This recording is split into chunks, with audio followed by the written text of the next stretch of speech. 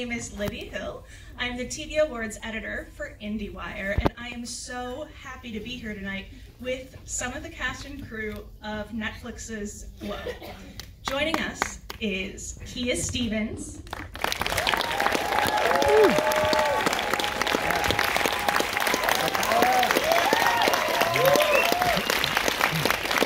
Jackie Tone,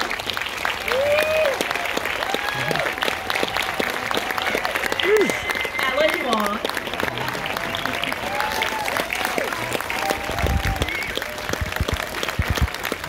Sidel Noel,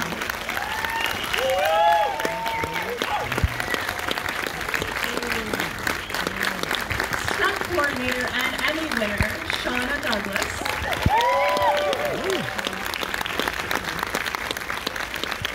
Mark Merrick, Benny Gilpin, and Allison Brady.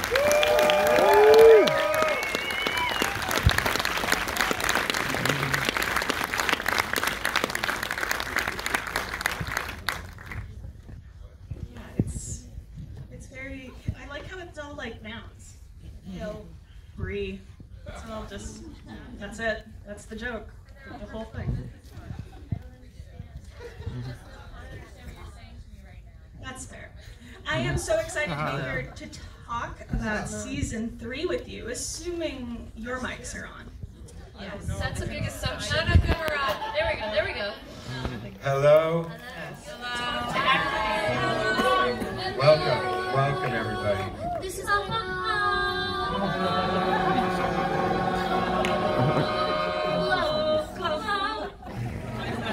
Thanks so much, good night. I think this is the earliest I've ever lost control of a panel. Thank you so much. I like to set records and strive. But honestly, season 3 is maybe the best, my favorite season of the show. I don't know how you keep improving, but here we are. Can you guys talk a little bit about what it was filming this season and relocating the show, at least, to Vegas, and what that meant for your characters? Yeah. Where to begin? Las Vegas. 1986. Here we go. Well, you know, we didn't shoot anything in Las Vegas. We shot everything at LA Center Studios, which was still a big move for us from like our usual little sort of backdoor stages, warehouses somewhere. What about this shitty hotel in Anaheim or wherever it was, or We did also Ontario? shoot, it was in Ontario. Oh my God. That was the main hotel, right by the airport. That's very convenient. Yes, it was a little bit sketchy. It was like a hotel they were about to tear down. They were like, shoot here as much as you want. We were like, what a deal! We're Glow, we'll do it anywhere. They offered to let you guys stay there. Yeah, we stayed there one night No. and it was horrifying. I mean, look, I'm not here to talk shit about this hotel. I'm here to talk about, but I do have a lot of stories, so Don't worry, catch me after. They're not like say it into the rebranding the mic. place. They're not like, you know, it's not a popular place. Well, I don't, When you you go never to a know. hotel and they're like, we have permanent residents, not a popular place. It's popular with some people, to be fair. Also, Glow will do it anywhere is great for the season 4 That's posters. a great slogan. So Netflix, hopefully taking notes. The cool thing about the relocation to LA Center Studios is that we built all these beautiful sets, and I feel like a big theme of shooting in Las Vegas and something about Las Vegas is how insular it is, and when you're there, you know, it's all designed to keep people inside for hours and hours. This is a really claustrophobic season, and it's also about the women looking inward inside themselves. So, you know, they're all staying in the same hotel, doing the show in the showroom, gambling in the casinos, eating in the same buffet line, and I think they all start to go a little crazy. I feel like we've been referring to this as the be careful what you wish for season, where it's the most successful you've ever seen the women. They have a steady job, they're making money, doing what they want to do, but everyone's bored out of their minds. And again, that turns into a lot of soul searching for everybody. I thought I'd just speak for everybody. No, that's good. Not specific correctly at all. I feel like Sam was actually, getting his shit together this season. Not too much existential crisis. He was, coming to terms with his love for some. That's like existential. No, but like he's honest about it. He's getting trying to work on his script, but it's not going well. It was pretty well, and then like he's trying to work out, and then there's health problems. It was a lot for Sam. Like sounds like some soul searching. Okay. He had a fucking heart attack, Allison. He had a fucking heart attack. I know. I directed the episode. So it wasn't just soul searching as shitting. You know what I mean? Totally. Yeah. Allison, we'll come back to your direction on that episode. Thank you. But Mark, I'm wondering how it was to play some of those softer elements of Sam's characters. It took a long time for him to get here, and I think it's so interesting how his relationship with his daughter Justine has evolved. Can you talk a little bit about finding those notes in the character? Yeah, it's strange that somehow or another some of this stuff seems to coincide with things that happen in my life, but it just felt to me like a guy who can finally realize that, to have Sam in Vegas where he's making a living, he doesn't have to do shit, right? And all of a sudden he realizes he's got money, he doesn't have to go anywhere, and for some reason it's not his instinct to destroy himself. So for me, I just stayed open to what they wrote, and for Sam to own the way he feels for Allison's character, that was a heavy thing. It was a really horrible moment for me as Sam, to put that out there, because we're sitting in that hot tub, which is lukewarm, yet cold. It was warm at first, and then you were like, it's too warm, it's fogging up my glasses, and then they made it lukewarm. I'm the one that had to get in and out of it. Yeah, but then the guy who lived at the hotel starts yelling from the window, and stop that from happening. So what I'm saying is the obstacles to finding my heart in that scene were very tricky. It's a great scene. It's beautiful, and you just step on my heart, and it was the process of getting there it's really, for me and her, it was all about being with her. And then with my daughter, with Britt, I don't have kids, so I tried to imagine what that would be like. I was looking forward to not being a complete asshole this season. And the price I pay is, I try to do a good thing, I try to keep my shit together, and I have a heart event. And I think that softens me even more. I don't even think that I'm necessary in the 4th and final season, but we'll see what happens. I mean, what do I show up in the first one going like, I'm good, I'm making the movie, good luck, ladies? You know what I mean? You tell us. I guess we'll see. What? Well, what's going to happen in season 4? I don't know, maybe I'll become an asshole again. I'm not asking you, I was just finishing my sentence. Yes, we'll see what will happen in season 4. Guys, are you enjoying this? this insane chemistry? Allison, are you enjoying this? Definitely, clearly. Good. That's what matters. Yeah, Allison did a great job directing that thing. I don't think I could have done it with I don't think I could have got to those places without her being there. It helped me, because I think that I think we have strong feelings for each other that are very appropriate. in life. Yeah. Come on, just say it's real. Can you just say it's real? It's real, right? You haven't been working me for 3 years, have you? I'm not disagreeing. All right, fine, fuck it. Betty, do you want to sit by me, and then maybe they can have this conversation privately? Okay, that's good. Just checking. Yeah, I need to be here. Oh, yeah.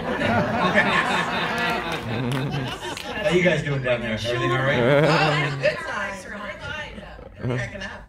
Need monitors. So do my friends down there. Hi, Keith. Hi. Ellen. Hi, Sidel. One thing I loved about this season was, it's not that the wrestling got sidelined, but we did have a chance to dig really deep into more of the characters, build out their lives, build out their boredom in Vegas or their quirks. Can each of you talk a little bit about how you developed your characters and what it was like to spend a little more time there? I'll call on someone. Go, Sid. Well, how did I develop Cherry? I do think Cherry is a little bit like myself, with the whole, especially, and this is a little personal, guys, the whole baby thing. I don't know what I want to do with a baby. So I was very happy, or with a baby, or having a baby, sorry. If I had one, where would I put it? You get really personal on set, on Q&A. I do think panels, there are everything. books for that. Right, exactly. But I think we as women, when we do have children, things stop for us. You know, careers, you know, take a side note while guys can just continue on. And I think with Cherry, that was one of the things that she liked. She loves her career. I love my career. So really this season, it was very personal for me because I don't know what I want to do. Whether, yes, I do want to go in that direction of having kids, or no, I don't. But literally, it was like the producers, like Liz and Carly, are in my head all the time. I don't know how they do it, but they do it. So literally that scene where me and Bashir are going through it, it was very personal for me because I was just like, this is actually something I would literally have with a boyfriend, like who would want to have kids with me? Like, what's going to happen with me? You continue on, but what's going to happen with me? So it was very personal and very therapeutic, I would say. But I do thank Liz and Carly for actually diving into situations like that, because you don't really see women highlighted. You always see them, yes, having the baby. But what about women who don't want it? So I always commend about them about actually really telling like true stories, authentic stories like that, because that's the real world. Sorry to be so personal. Are we talking about the whole season or just up until 5? Because have you guys seen the whole? We're talking the whole season. It has been out. Hey, Brie approved. Spoil anything. No, you can spoil it. It's been out for months. That is true. There's a statute of limitations on spoil. And it passed. Yeah, when somebody goes like, I didn't see The Godfather, don't fuck it up for me. It's like, you know what?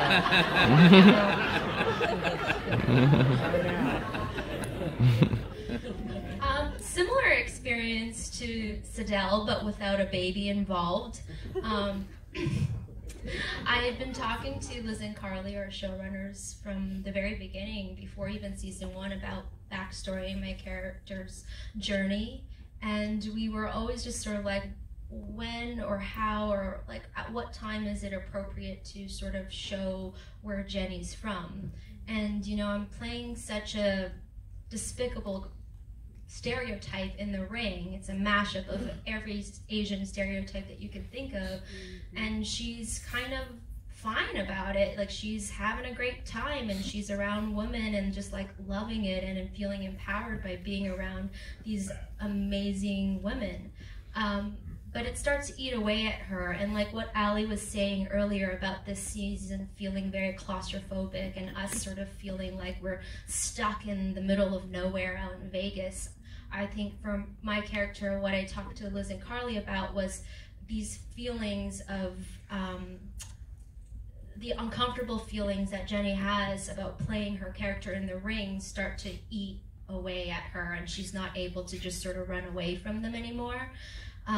And so we really tried to bring that into the season. And actually before the season started, I pitched an idea because just that year I went to a Seder where there were like 40 people, and I didn't know anyone except for the one person that invited me. He was a good friend, and he's just like, come to the Seder. My family friend's having this Seder, you should come.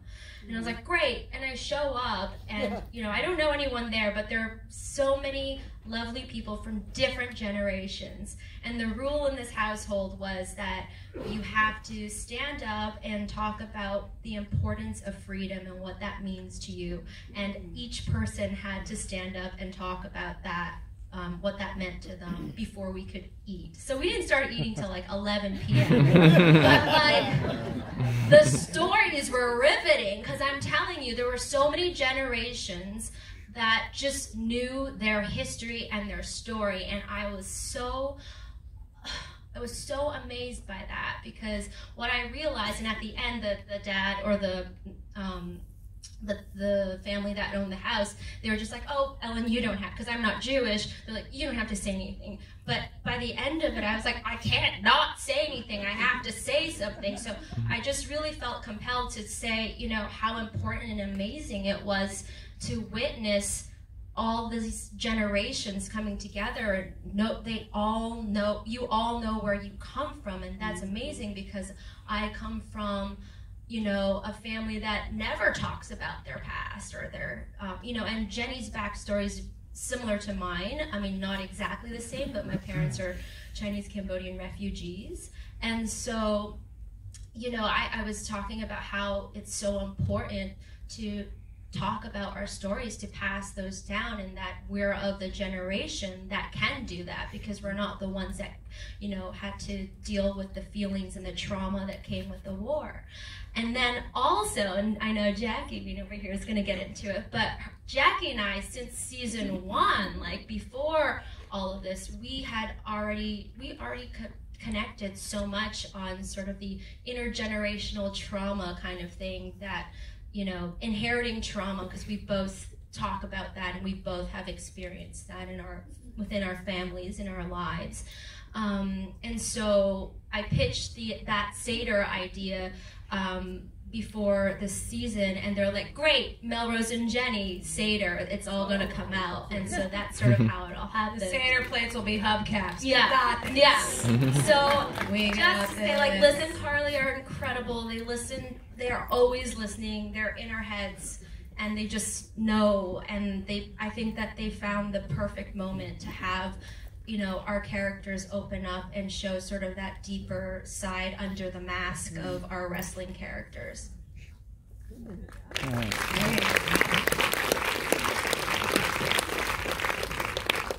As a shock to many of you, I'm actually Jewish in real life. No way. I know, it's unbelievable. It truly is. You're so Jewish. It's so Jewish. So, yes, so Ellen and I realized season 1, Ellen married a Jew, and she speaks Yiddish, and it's the fucking greatest thing you've ever I love heard. schluffing. That's sleeping. She goes, I'm ready for a schluff. And I'm like, this little tiny mouse saying she's ready for a schluff. Anyway, so we've always had this connection because Ellen and I are super close friends. Melrose and Jenny on the show are, of course, best friends. And out of the ring, Ellen and I are super close friends. And one of the things that connected us in the beginning was this intergenerational trauma conversation that I think we stumbled on in season 1, because I don't think we look like our families suffered in the same way. And I think it's a really human experience and a bonding experience for any two strangers to look at each other and be like, wait a second, Ellen, what did I mean, because Ellen, if I could speak out of school, Ellen's family survived the Cambodian genocide, and my grandparents are Holocaust survivors. And when we tell each other stories and sit and we go, wait a minute, you don't look like you experience what I experienced, and I don't look like I experience what you, and it's just this really fascinating bonding experience. And then for I said experience 7, 8 too many times just then. And then our showrunners, they hear us and they are excited by our stories. And I think something for me that was really so special this season was when they were writing that Holocaust dialogue for Melrose.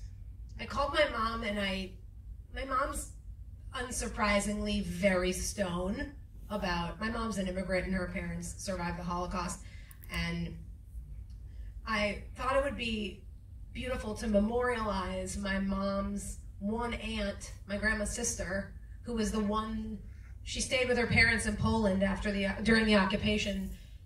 The only thing I could liken it to in our lifetimes is like in Hurricane Katrina, when everybody just went, what's it gonna do? Float my house away? And then your house was floating away. That's what a lot of people were like in Poland in 1939, all over Europe in the 30s. It was like, what are they gonna do? Come and kill every single, they're gonna kill every, yeah, to bring the room down. So my moms, and I'm a comic. So my mom's where it comes from. My mom's Aunt Pessel and her grandparents just didn't leave Poland, and they didn't survive. And so I asked, That's so hilarious. Isn't that funny? Yeah, I thought Kill it. you could take it. You know, guys, Mark the stand-up. You can use that routine. And anyway, this end of this long story was I asked our showrunners if we could change the name in the script to Pessel for Melrose's aunt, and then I was able to sit on television and sort of memorialize my great aunt, which I don't know, that can't possibly ever happen to anyone. And so it's really special the way our show lets us play these characters, but also lets us bring pieces of ourselves to the table in a way that, as an actor, I've never been able to do before. So I think that was my Melrose development for season 3. Thank you.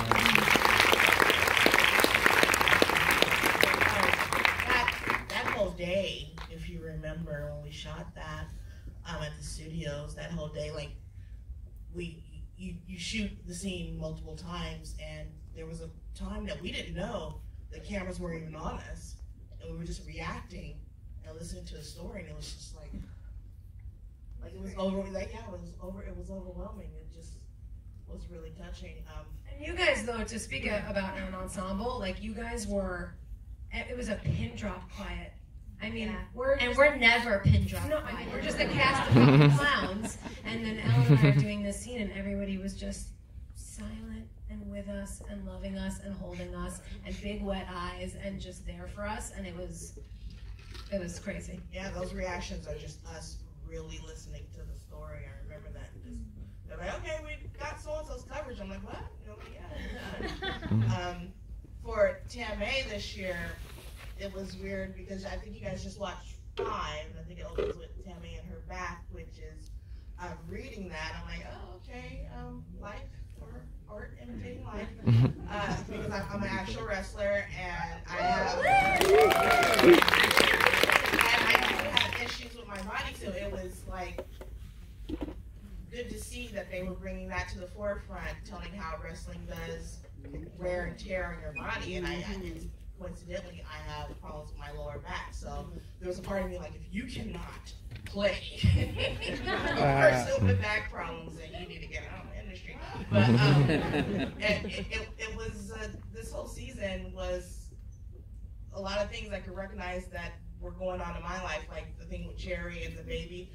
I